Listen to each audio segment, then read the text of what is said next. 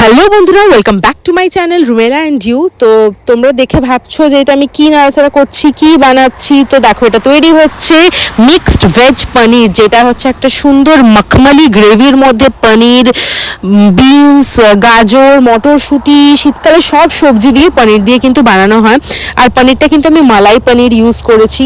এই মেনুটা আমার বরের কিন্তু, এই রেসিপিটা পনিরের আমার বরের কিন্তু ভীষণ ফেভারিট। বাট আজকে শুধু বরের জন্য না, আজকে আমাদের বাড়িতে কয়েকজন গেস্ট আসবে, তাদের জন্যও কিন্তু বানাচ্ছি।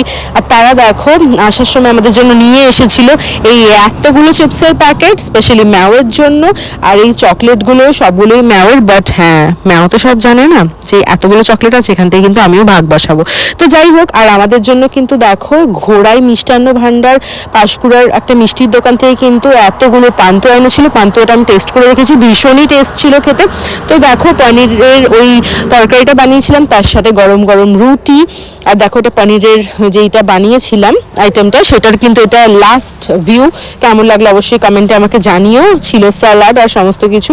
আর ওরা কেন এসেছিল আমাদের বাড়িতে সেটা কিন্তু ভিডিওতে ক্রমশ প্রকাশ্য।